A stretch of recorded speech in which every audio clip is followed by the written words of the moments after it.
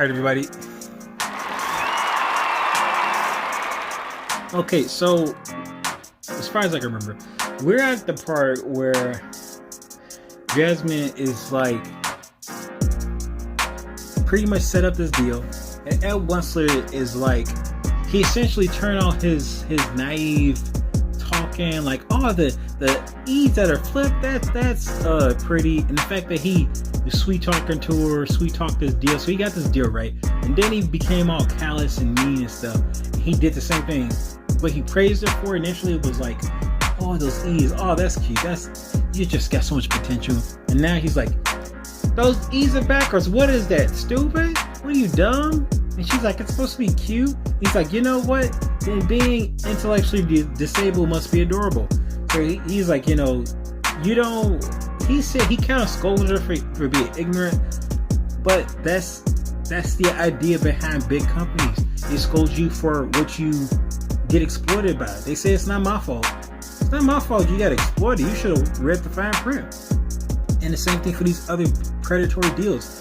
They blame you.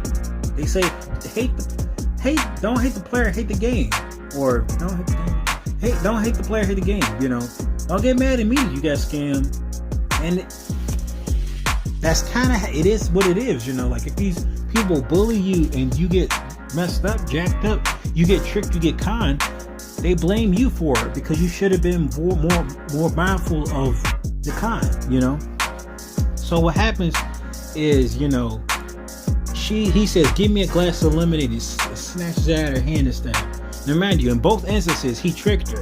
He didn't pay for his lemonade, so he didn't even participate in the same capitalism that he got out of her. You know, he got her whole business, but now he bought her out essentially for a pony she won't even get. She won't even actually get. You know, she's scared of him now because she sees his true nature. But it was something that he knew.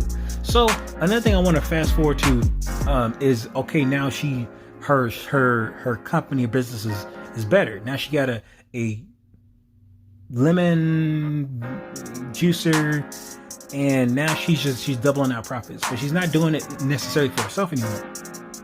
She's doing it under this corporate entity. That's the Wensler entity. And I've seen online they said that she's like a subsidiary now. I'm not entirely sure what a subsidiary is, but that's what they say. So she now has to deal with customers, different types of customers, and I thought that was pretty interesting because they showed the cast, you know, who respond to different customers.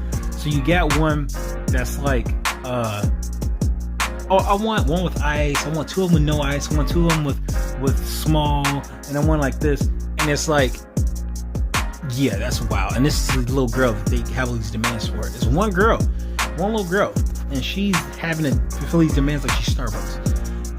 And then you got people like Granddad. He's like,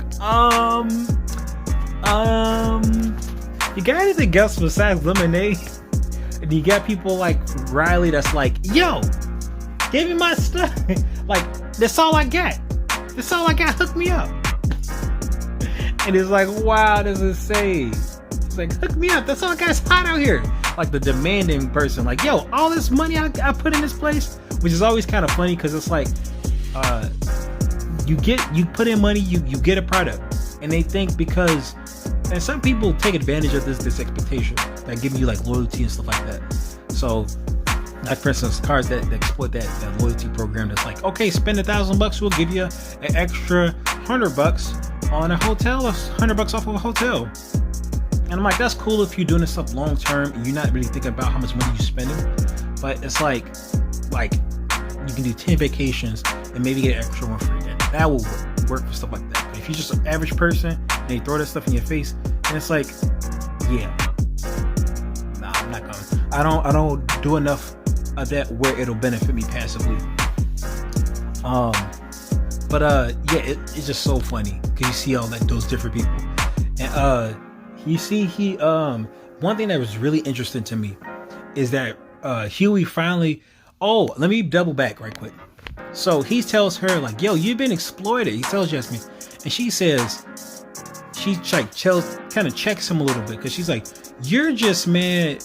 You just want everybody to be miserable like you. I don't want to talk to you anymore. Now, mind you, if you've seen the episode The Red Ball, you learned that Huey don't like to be picked on. He don't like to be made fun of.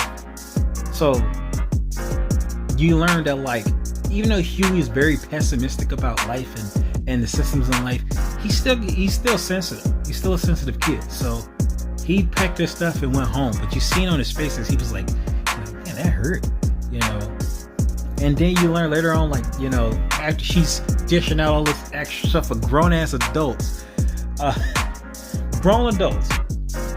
he's like, yo, you've been exploited. Can't you see it? You can take advantage of it. And she says this thing, but she says it in such an interesting way. She says, a hard day's work for a hard day's pay. You know, now mind you, this is a kid, right? So who talks like that? But she said it in such a monotone voice that it was like, it made me think, like, why is she saying like that? She's saying it in a way that's like it's supposed to be like a wink and a nod to something.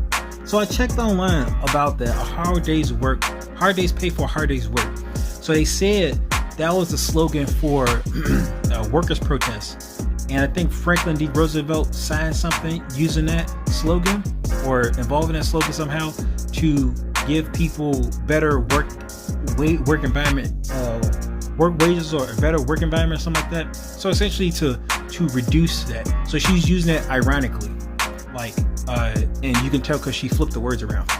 Hard days work for hard days pay. And the thing is, she's being terribly exploited by grown adults.